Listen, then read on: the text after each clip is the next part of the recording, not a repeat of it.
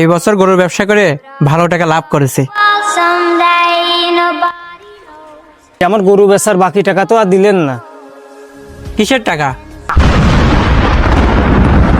এবার এই আমি তো গরুর বিক্রি সম্পূর্ণ টাকায় তো দিয়ে দিছি।